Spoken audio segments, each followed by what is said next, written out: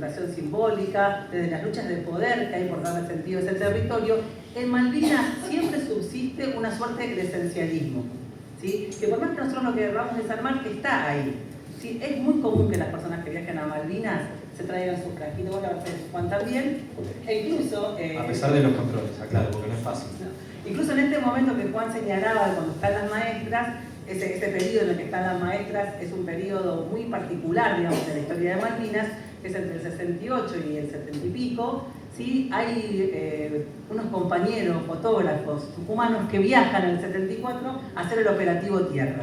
Tenían dos objetivos: traer tierra para llevar a la Casa de la Independencia en Tucumán y después hacer una proyección frente a los isleños de imágenes de la Argentina, ¿sí?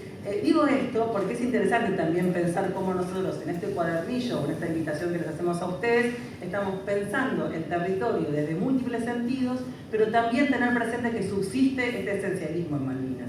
Porque esa también es una impugnación política que se hace muchas veces a eso que se llama nacionalismo territorialista. Si ustedes escuchan la marcha de Malvinas, ¿sí? ¿Qué dice la letra? Dice: ningún suelo más querido de la patria en su extensión. El suelo está ahí presente. O si escuchamos también, por ejemplo, el tema de la hermanita perdida de Atahualpa Yupanqui, una canción que se compone en la década del 70, que dice: Malvinas, tierra cautiva de un rubio tiempo pirata. También está ahí la tierra. Juan mencionaba recién cuando el tema Malvinas entra en el terreno internacional, en el terreno de las Naciones Unidas. Nosotros el argumento que tenemos para decir que ese territorio tiene que ser descolonizado no es el de la autonomía de los pueblos, que es el otro principio que asiste al intento de poner fin al colonialismo en el mundo, sino que es el de la integridad territorial. Nosotros decimos: somos una nación cuyo territorio ha sido violentado, una parte de su territorio ha sido robada. Por lo tanto, ahí también está la idea del territorio, que es una idea difícil de explicar en el aula. Yo siempre cuando daba clases de esto le decía a los chicos: bueno, a ver, si recuperamos la soberanía en las islas, ¿qué hacemos con la población que vive ahí? Obviamente a los pibes les salía el guerrero, sacamos a todos en un barco, que no es para nada lo que decimos nosotros, porque nuestra Constitución Nacional, como bien explicaba Juan, en nuestra disposición, en la disposición primera, esa que dice que las Malvinas son argentinas, nosotros decimos que a los isleños les vamos a respetar sus intereses, o sea, no les vamos a sacar su casa, pero no sus deseos, ¿sí? En el sentido de no le vamos a decir: bueno, podés elegir la nacionalidad que quieras. Pero es interesante porque esta idea del territorio, como ese esencialismo, eso simbólico que está en juego, está siempre ahí permanente. Digo, el último dato antes de empezar con mi PowerPoint. Después de la guerra de Malvinas, en el año 1982, cuando se dice: bueno, ¿qué vamos a hacer con los cuerpos que quedaron acá, con los cuerpos que murieron? Los británicos hacen una propuesta que es que esos cuerpos sean traídos al continente, pero no lo dicen así, dicen que sean repatriados. ¿Y con qué argumento las familias de esos caídos en Malvinas dicen que no? Dicen: ya están en su tierra. ¿Sí? Por eso ahí comienza el proceso de la construcción del cementerio de Darwin, que tiene distintos momentos, pero en esa discusión, incluso de esa madre doliente, esa familia doliente, que aceptaba que el cuerpo de su hijo quedara en un lugar al que no es fácil acceder, aún en esa situación dramática, extrema, de nuevo vuelve a aparecer la idea del territorio. Ya están en su tierra, ¿sí? Entonces, eso me interesaba porque es también lo que estamos proponiendo discutir en este cuadernillo. El mapa bicontinental, ¿sí? Como una representación que abre discusiones en el campo de la geografía, que abre discusiones en el campo de la historia y que son discusiones válidas. Esto no lo dijimos, pero junto con el cuadernillo, los compañeros de secundaria van a subir unas orientaciones para la enseñanza, para poner en práctica este cuadernillo en el aula, y están planteadas muchas de estas discusiones.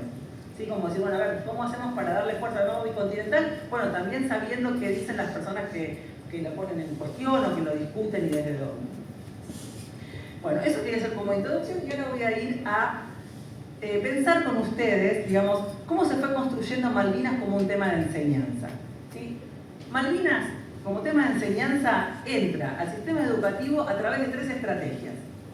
Las disciplinas, ¿sí? Lo hemos estado comentando acá, la geografía, la historia, hoy podríamos decir la construcción de ciudadanía, También Malvinas se trabaja en las prácticas del lenguaje, se trabaja en arte, hay un montón de materias que lo pueden tomar, pero entra a través de las disciplinas, originariamente a través de la geografía y la historia, como dos disciplinas que a través del territorio y de la historia dijeron, bueno, a ver, ¿qué pueden tener en común todas las personas que están habitando nuestras escuelas?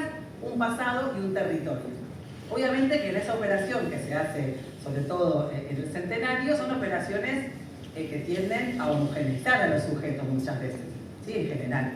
Entonces, entra a través de las disciplinas, entra también como efeméride y entra a través de la normativa.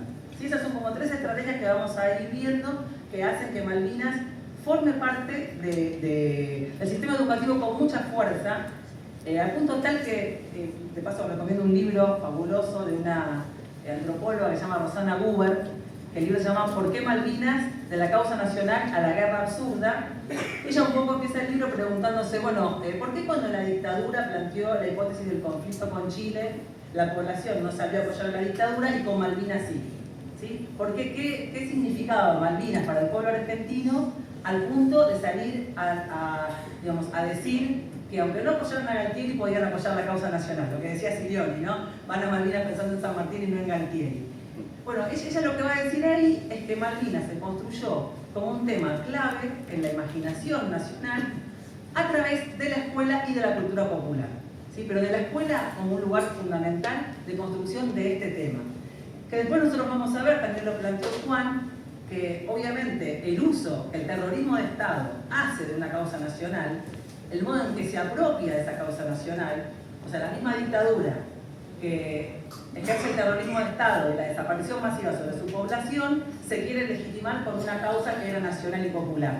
¿Sí? Obviamente eso genera una fractura en esta alianza entre Malvinas y su presencia en el imaginario nacional, que hubo que ir desandando y que es también lo que seguimos trabajando hoy. Entonces, la primera estrategia que quería mencionar son las efemérides. ¿Sí? Tema súper discutido en los campos disciplinares, que algunos entendemos que a pesar de todas las limitaciones que tienen en términos que pueden como fragmentar los procesos históricos, ritualizarlos, siempre tienen una potencia, ¿no? Y en el caso de las efemérides, Malvinas, ahora vamos a ver en qué momento entra como efeméride y cómo va cambiando. Al ser una efeméride que sigue vinculada al pasado reciente, porque está vinculada a la guerra, es una efeméride que es súper discutida. Ustedes lo habrán vivido en sus escuelas. Hay algunos que el 2 de abril hablan exclusivamente de la guerra y no hablan de la causa nacional Malvinas. Tampoco mencionan la dictadura. En otro caso puede ser que simplemente la subsuman a la dictadura y no hablen de la causa nacional. O sea, sigue siendo como un tema. La primera vez que Malvinas se construye como efeméride es en el 73, en 1973. Los que somos mayores como yo, hemos estado en la escuela con esa efeméride, que era el 10 de junio, que el acontecimiento que recordaba es el que explicó Juan, cuando Luis Bernet es designado comandante político en las islas. O sea, esa efeméride nos recordaba, a partir de la figura de Luis Bernet, que las Malvinas son argentinas. ¿Sí? O sea, que se trabajaba mucho con eso. Acá vemos esta escena a mí me encanta porque es una foto en realidad de Chubut. ¿Sí? Ven que en el escudo está una parte también escrita en galés, también interesante esa identidad que siempre está tensionada con la inglesa. Entonces, también vemos el mapa, ¿sí? Entonces, como las efemérides como una posibilidad de construcción de Malvinas como un tema de enseñanza. Obviamente acá no deberían estar hablando de Malvinas, pero sí es una escena de ritualidad patria. ¿Cuándo se modifica esta efeméride? Cuando termina la guerra de Malvinas, la dictadura, antes de irse, la cambia al 2 de abril. ¿Sí? Pero Alfonsín, cuando asume, entiende, y así lo dice, que el 2 de abril es incongruente en realidad con los sentimientos que evoca Malvinas, y la vuelve al 10 de junio. ¿Sí? Y vuelve la efeméride al 2 de abril recién en el año 2000. ¿Sí? O sea que es interesante también que esa efeméride, que nosotros muchas veces decimos, bueno, las efemérides ritualizan los temas patrios, lo sustraen de la discusión política. Bueno, acá podemos profanar la efeméride. ¿Sí? Podemos sacarla del templo de esa ritualidad y la podemos convertir justamente al explicar por qué es esa fecha, ¿sí? ¿Qué significa esa fecha? Podemos politizarla, podemos hacerla como un motor de construcción de sentido a partir de Malvinas. Cuando la fecha, en el 2000, se pone el 2 de abril, hay también una discusión pública. Hay un documento muy bueno, voy a leer un fragmentito, que editan los compañeros del CECIN acá de La Plata, ¿sí? La agrupación que nuclea a los excombatientes acá en La Plata, que primero no les gusta que sea el 2 de abril, porque dicen, no, el 2 de abril está recordando un hecho de la dictadura, pero después también empiezan bueno, a reflexionar, a resignificar, y miren esto que escriben, qué lindo, dicen. El 2 de abril es el día de los únicos héroes de Malvinas, los que cayeron y los que aún caen por su causa. El 2 de abril es el día de la soberanía, que es decir, el día de los trabajadores con trabajo, el día de los enfermos con salud y atención, el día de los hambriados sin hambre, el día de los caídos recordados, el día de los olvidados. El 2 de abril es nuestro día. Decimos una vez y para siempre que no queremos nada para nosotros, que solo queremos todo para todos, que es decir, una patria, nada más y nada menos. Miren qué resignificación que se mandaron. ¿Sí? Entonces, me parecía interesante también que las efemérides, más allá de los problemas pedagógicos que abren, en el caso de las efemérides del pasado reciente, tienen esta potencia. ¿Sí? Están ahí, activas. Un último dato color, en la provincia del Chaco, donde había un maestro de educación intercultural bilingüe, capaz lo conocen, se llama Juan Chico, sacó un libro en COM y en español con entrevistas a los combatientes COM que participaron en la Guerra de Malvinas. Este compañero, Juan Chico, pues, lamentablemente falleció de COVID, hizo un trabajo enorme por la memoria de los pueblos indígenas que combatieron en la guerra. A partir de un proyecto de Juan, la provincia decidió que hubiera también otra efeméride en relación a Malvinas en Chaco, que es el 26 de agosto. ¿Sí? Lo mencionó también Juan. ¿Qué es el 26 de agosto? Es el día de la rebelión del gaucho Antonio Rivero. Ese gaucho que había quedado en las islas y que hace una resistencia a la ocupación británica. Entonces, miren qué interesante este movimiento que hace el sistema educativo chaqueño de enlazar la memoria de los COM que pelearon en Malvinas con la figura de gaucho Rivero. ¿Sí? Entonces, las efemérides pueden tener efectivamente esta potencia. Malvinas entra también a la escuela a partir de la necesidad de decir, bueno, este es un lugar para que expliquemos por qué las Malvinas son argentinas. ¿Sí? Lo mencionó Silioni mencionó los artículos, nosotros hablamos mucho de los artículos porque son lugares donde los profesores, las profesoras también se pueden amparar cuando hay algún prurito frente a la enseñanza de ciertos temas que son más complicados, ¿no? Ese artículo 92 que mencionaba Silioni es interesante porque cuando se escribió, en ese entonces era ministro Daniel Filmus, algunos excombatientes fueron a juntarse con él y miren lo que le decían, a ver, ¿quién tiene que enseñar Malvinas? ¿Los excombatientes o los historiadores? Me acuerdo que uno de ellos le dijo, si vos tuvieras vivo a alguien que cruzó los Andes con San Martín, ¿no lo traerías a él para enseñar este tema? Entonces, ese artículo es producto también de ese diálogo con estas personas que son los excombatientes a quienes honramos y que también quieren poner su palabra. Entonces, ese artículo dice tres cosas. ¿Qué tenemos que enseñar en la escuela? Uno, ¿por qué las Malvinas son argentinas? O sea, un niño que hace su trayectoria educativa, cuando termina esa trayectoria, tiene que saber, no sé si con la cosa tan exhaustiva que hizo Juan, porque si no, pobre chico, queda, pero sí tiene que saber por qué las Malvinas son argentinas. Celeste decía en su presentación, muchas veces, porque les hemos transmitido el amor por la causa, pueden decir que lo sienten, que son argentinas, pero no pueden explicar por qué. O sea, las dos cosas tiene que hacer la escuela. Transmitir ese amor, pero también poder dar esos argumentos, ¿no? Entonces, eso es lo primero que dice la ley. ¿Por qué son argentinas? Y este libro, que se distribuyó en las escuelas en la década del 30, es un libro escrito por Paul Groussac, un intelectual francés, que reseña estos argumentos. Este libro llega a las manos de un diputado socialista, Alfredo Palacios, lo lee, lo manda a traducir, dice, hay que repartirlo en todas las escuelas. Esto también me parece interesante porque Malvinas, que también dice Rosana Buber, ha sido una metáfora para pensar la patria, para pensar la nación. Uno puede encontrar personas de todas las ideologías que tienen un posicionamiento sobre Malvinas, ¿sí? Por supuesto que hay algunas que no, ya se cargó bastante Juan en su ponencia, pero quiero decir, acá tenemos un socialista y un liberal, que dice esto tiene que estar en las escuelas, ¿sí? Este libro que concentra los argumentos. Esto ocurre en la década del 30 y lo hace Alfredo Palacios desde un espacio que se conforma en ese momento, que es la Junta de Recuperación de Malvinas, que también hace otra cosa fundamental para nosotros como docentes, y es que hace un concurso para la composición de un tema musical que acompañe esta causa nacional. Y de ese concurso sale la marcha que nosotros cantamos en las escuelas.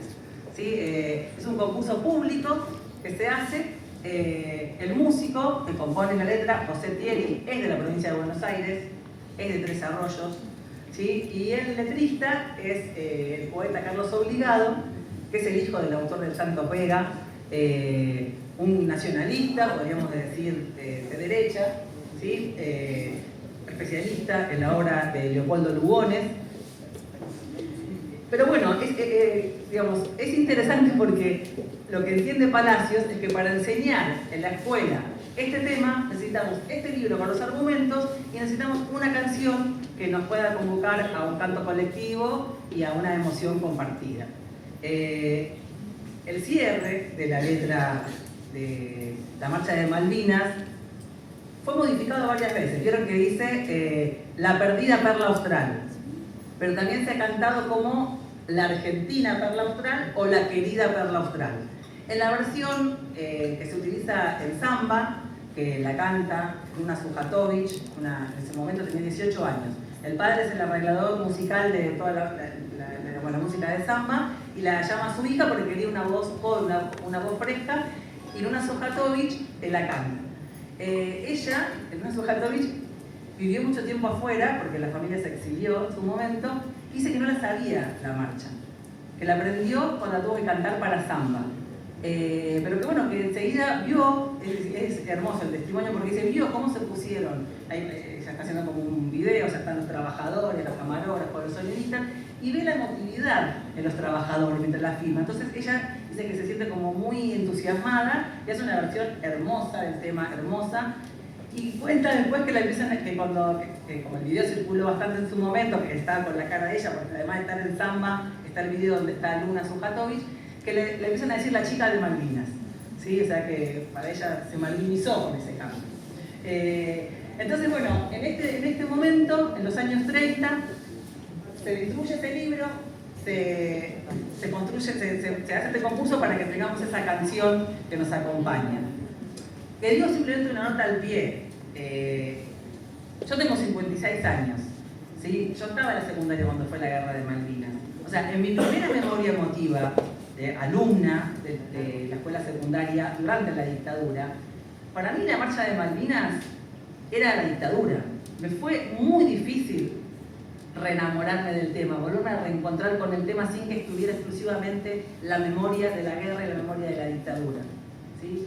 Entonces, es interesante también que esa marcha, para muchas personas capaz significó eso, y después hay como apropiaciones, ¿no? Porque se la puede cantar en un espacio público, se la vuelve a cantar en un patio escolar con emoción, pero también fue una marcha que fue secuestrada por la dictadura. Esto lo traje porque es de la década del 40. Si con lo anterior hablábamos de la ritualidad para las efemérides y la importancia de saber los argumentos, en los años 40 es el momento en el que Malvinas, también lo mencionó Juan, se inscribe curricularmente. ¿Sí? La currícula dice esto debe ser enseñado. ¿Sí? Es un momento importante en términos normativos. ¿Sí? En términos normativos, que esté ahí en la palabra Malvinas o Atlántico Sur y demás es siempre como significativo. Este es el ejemplo de un manual que se distribuye en las escuelas, donde, bueno, acá vemos un texto de por qué las Malvinas son argentinas.